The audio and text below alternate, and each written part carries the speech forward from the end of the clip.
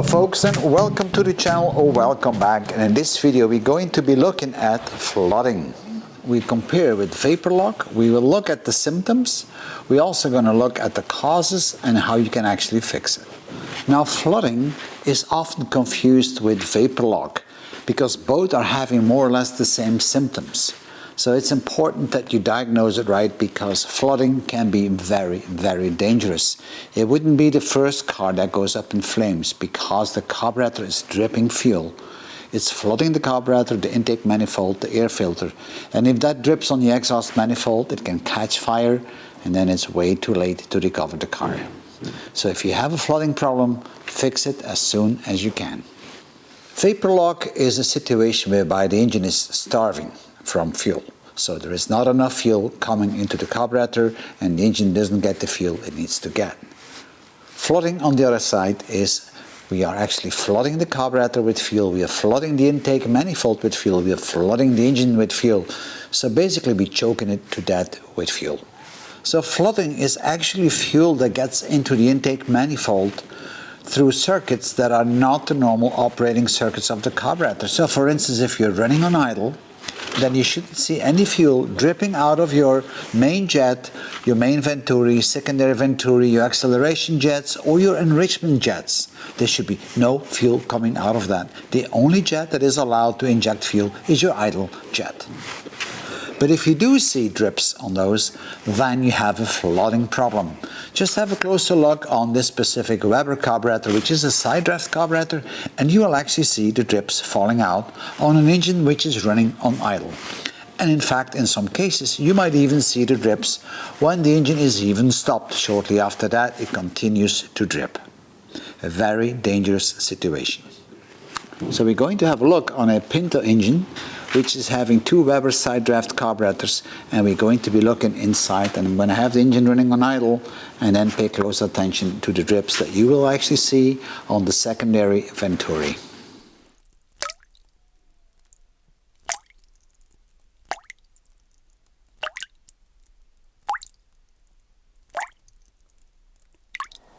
So now let's have a look at the symptoms, because vapor lock and flooding are very similar symptoms, at least for some points. So if you have a cold engine, you crank it up, it's going to start immediately, no matter if you have vapor lock or if you have a flooding problem.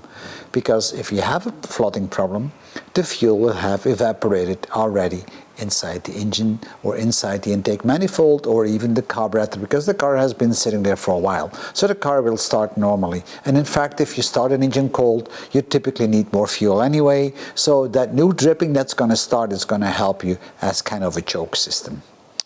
It's not going to last very long, because as soon as the car is warm, the engine will start running idle very roughly, and eventually it will stall. If you have a vapor lock problem, then obviously you have no vapor lock at that moment in time, because there are no gas bubbles inside your hoses because of heat, or inside the fuel pump. Because the car is cold, the hoses are cold, the fuel is cold, so the gas is gone. So now the carburetor fills up properly by the fuel pump, and you can start. However, if you leave the car running for a long time and the engine gets warm, then the gas bubbles start to create in your hoses or in your fuel pump, and they start to block the fuel supply to the carburetor. And guess what? The engine starts to run rough because it doesn't have enough fuel, and eventually it will stall. So in both cases, we have a stalling engine and running rough on idle. So now we're taking the car for a spin. We stop at a gas station, get ourselves a nice cup of coffee. We come back to the car, we try to crank it up, and the bloody thing won't start. Unless you wait long enough or you try long enough. Now, if you have a vapor lock problem, then most likely you had already gas bubbles inside your fuel lines or your fuel hoses or your fuel pump. But when you stop the car, heat even builds more up. Even the heat on the carburetor builds up. So now you're getting less fuel even. You're getting more blockage altogether. So the carburetor doesn't get enough fuel anymore, so you can't really start the car because there is fuel starvation. If you wait long enough, then the air bubbles disappear because the whole system cools down, and then of course the gas vanishes back into fuel. So that's the air lock problem. If you have a flooding problem, then when you stop the car, the main jets or the secondary venturis or the acceleration jets or the enrichment jets, any of these jets other than the idle were dripping. They've been dripping fuel inside your carburetor. They've been dripping fuel inside your intake manifold, depending a bit on how the carburetor is mounted. If it's a side draft, it's different. If it's a downdraft carburetor, of course, then it drips into the intake manifold. So in other words, the carburetor is flooded, your intake manifold is flooded, and you can't get it started because the engine is warm and you have way too much fuel. So it's like trying to start with a full choke. That doesn't work. The only way you can get it started is most likely by cranking it for 20-30 seconds with full open throttle, and maybe it just then picks up. So these are the two scenarios where you have vapor lock and flooding on a warm engine almost exhibiting the same symptoms. So it can be very confusing. The main difference in symptoms between flooding and vapor lock will be while you're cruising along, while you're driving the car. If you have a flooding problem, then typically fuel drips out of your main jet, out of your second venturi, and so on. But these are also the circuits that you're going to need to drive the car under a cruising mode or an acceleration mode. So you're going to need that fuel anyway. You may be running a little bit rich, but the car will run. It's not going to stop on you. The difference is with vapor lock. If you have a vapor lock problem and you're cruising along, you will start suffering from fuel starvation. So the fuel will be coming on in squirts inside the carburetor. So you're going to get a jerky ride. You're going to have no power on the car. So that's the difference. That's where you could already kind of decide, where is my problem? So now let's see on how we can detect if we have vapor lock or flooding.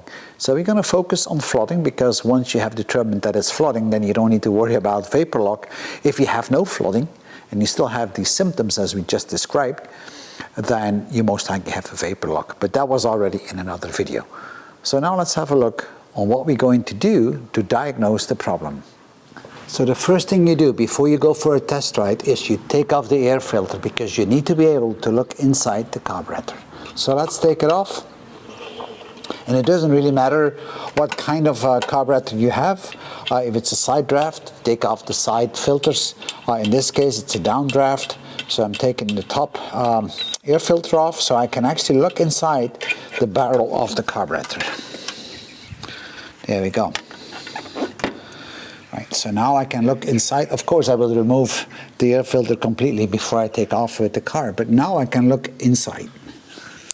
So take a flashlight with you that allows you to look inside the carburetor, and take the car for a spin. Make sure it warms up completely.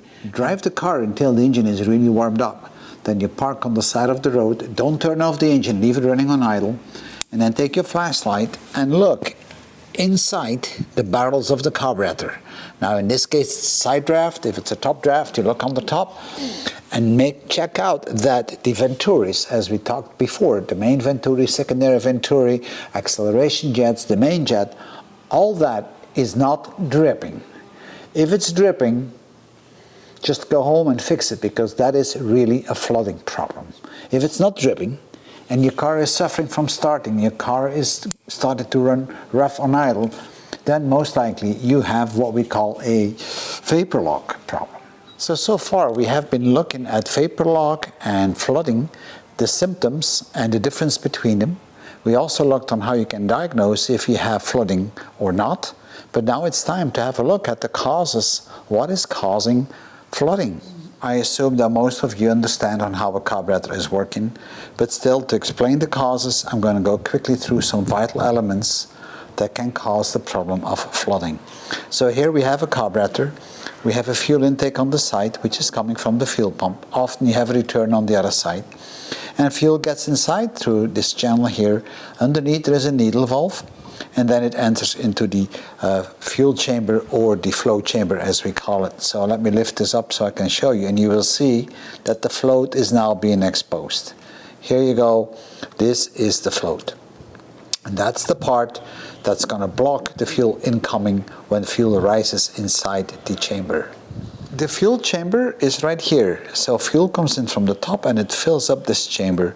And you can see all these different jets that's going to feed to the different enrichment jets or the acceleration jets and so on. And of course the secondary venturis. So remember when we were talking about you have a drip, well typically the dripping happens on the secondary venturis or the main jets if it's different type of carburetor, or on the acceleration jets or even the enrichment jets.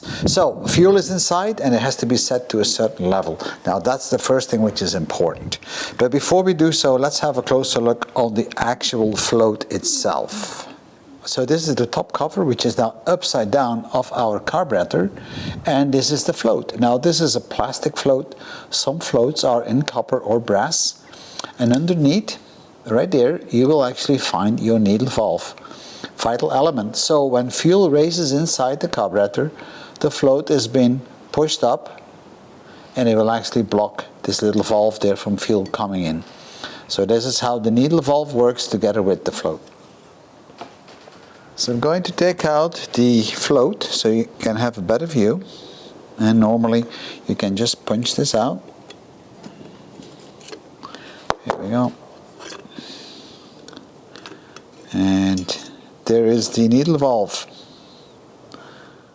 So the needle valve is this little device here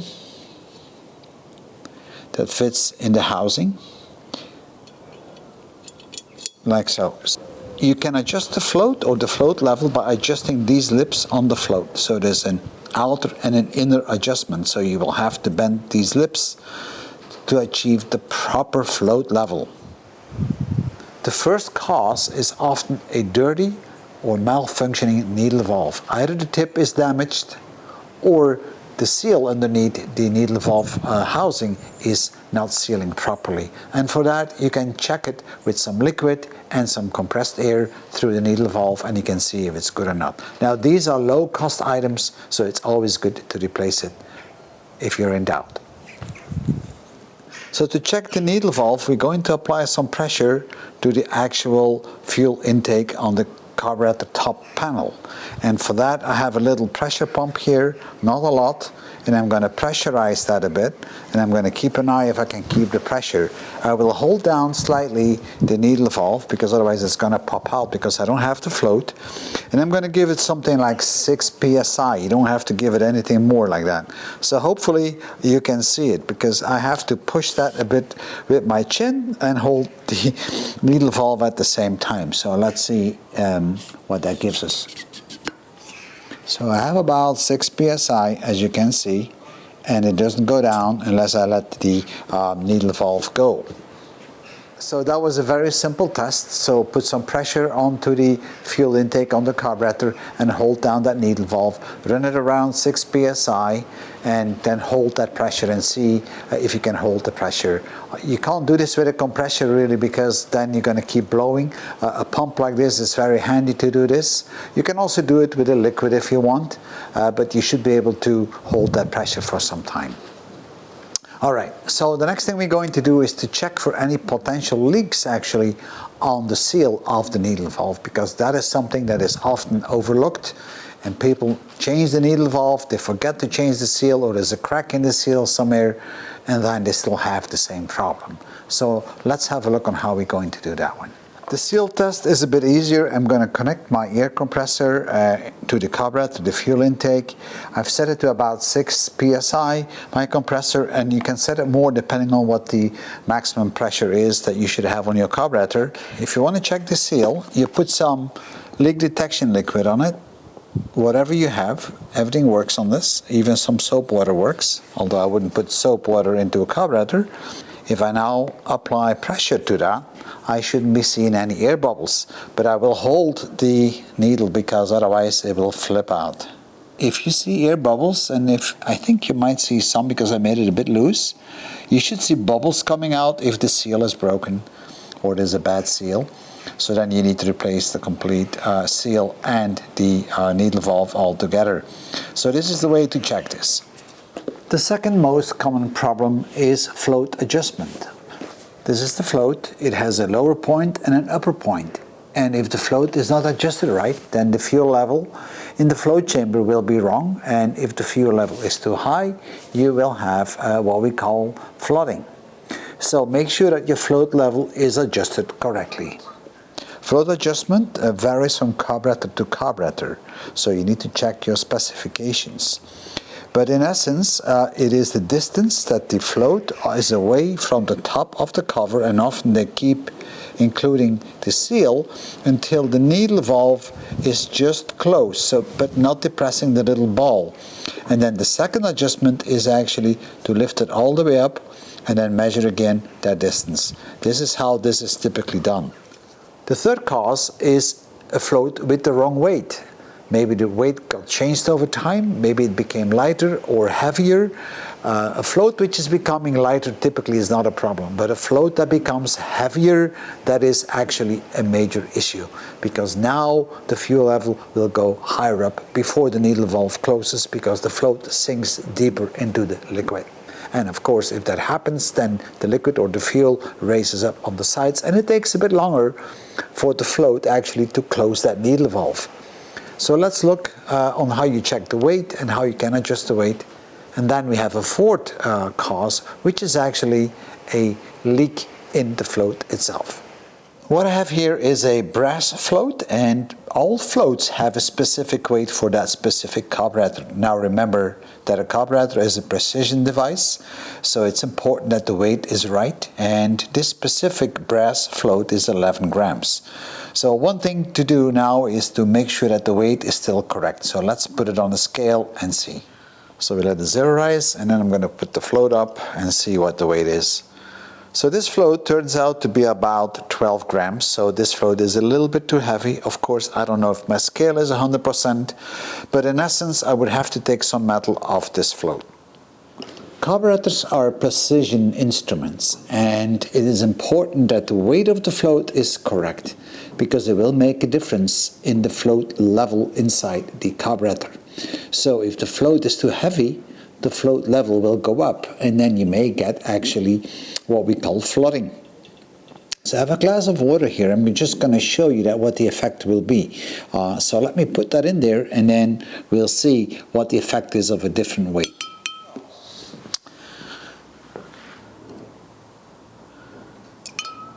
So now imagine that the glass is our flow chamber in the carburetor, the water is the fuel, and as you can see, with a correct float, we have the correct float level, and that's the black line. So imagine that we have achieved the correct float level according to the specifications. Now if the weight was heavier, look what would happen, and I'm going to exaggerate a little bit, but the weight would sink deeper into the water or in the fuel, and you would see the fuel would go out, the fuel level would go up. And as a result, we're going to get flooding, because that higher level will now probably start feeding the emulsion tube and then back out through the secondary venturi or whatever mechanism that you have in terms of jets. So float weight is very important. A float can also be leaking, so fuel gets inside the float, and that is not good. Now to check this, it's very easy. Get a big glass of hot water and then put the float inside. I'm just going to do that like so. And this is a bit hot on my fingers, but normally the water would be warmer even. And hold it in there for a while, you know, hold it down with something to support it so you don't burn your fingers.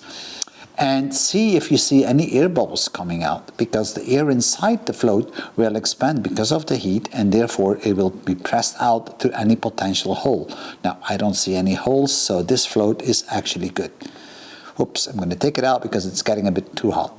So if you have a brass float and it's too light, then you can put some solder on a place where it doesn't really matter, maybe on the bottom, until you have the correct weight. If it's too heavy, then you can take some parts off most of the time. And if that doesn't work, then you have to get a new float. If it's a plastic float, you can glue on some extra pieces, or you can take some pieces off. That always works. If the float, of course, is leaking and it's a brass type, then you can solder the hole and then fix it out that way. And if it's a plastic one, well, then you can also fix that hole. But always make sure that you have the right weight. So now we already have looked at a couple more causes of flooding of the carburetor. So now it's time to look at the last cause that is resulting in flooding of the carburetor. And I have to say, this is something that actually happened to me. You might remember from previous videos, we were rebuilding the Weber D-Gas 38, and when I put it back on the car, I figured out, well, I got now a good carburetor, all cleaned, reconditioned, did all the other work on the engine. Why don't I just get a new fuel pump? You know, a standard mechanical fuel pump fitted on the engine. I didn't go for an electrical one. I'll come back to that in a minute. So I did, and I got a new fuel pump, and the result was that I had actually flooding in my carburetor. I started up the car, it ran fine immediately, but after about 5 to 10 minutes, the engine got warm. It became a bit rough, and then it stalled. And I looked inside the carburetor, just as the test we've done before, and it was dripping. The main venturi, the secondary venturis, they were dripping. And that was just because my fuel pressure was way too high on that new fuel pump. And here is that mechanical fuel pump. Brand new, but it's delivering too much pressure, and it actually pushed my needle valve open. It pushed the flow down, so I kept pushing in fuel into the flow chamber, and as a result I had flooding. I had fuel coming out of the secondary venturi on idle. Not a good situation to be in. So I put back my original fuel pump, which is having the proper pressure. It is always a good idea to replace your mechanical fuel pump with an electrical one, but if you do so, you will have to have a pressure regulator, because these electrical fuel pumps, they create way too much pressure, and that's going to cause flooding on your carburetor in many cases. But of course, you always need to check the specifications of your carburetor to find out how much maximum fuel pressure you should have. So if you're unsure about your fuel pressure, then you will have to measure it. And you can measure your fuel pressure with all kind of dials and tools and connection pieces. So you put the connection piece in line with your fuel pump and your carburetor, you run up the engine and you check on the pressure that you have. So that way you know if your pressure is good or not on your fuel pump or on your electrical fuel pump. Now, of course, if the pressure is too high, then you need to adjust it. And that's why we're going to use a pressure regulator. So let's have a look on one of those pressure regulators. So this is the pressure regulator. You adjust the pressure by this top nut here, so you have to undo it and then adjust it with a screwdriver and then lock it in place again. And this is my outgoing pressure to my carburetor. So I'm just going to turn on the electrical fuel pump, because this car has an electrical fuel pump, and then we'll see what the pressure buildup will be.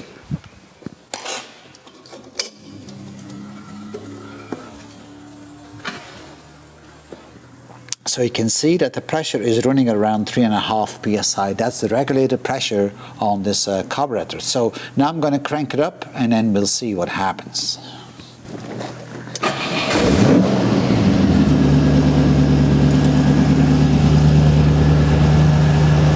Important to see that the pressure is holding up. That means that the pump can deliver sufficient pressure and volume.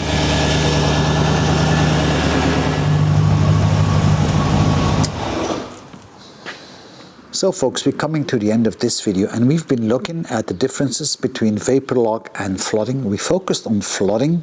We also looked on how you can diagnose it, how you can find it. We looked at the causes and how you can repair it. Too many people are working on vapor lock because that's kind of a popular thing, and people go to quite some expense and effort to try to solve vapor lock, where in essence they don't have vapor lock. They actually have flooding. So I hope you enjoyed it, and by all means please comment, and if you have flooding, I strongly recommend that you fix it as soon as possible if you don't want your car to go up in flames. So thank you for viewing, and I'll see you in my next episode. Bye bye.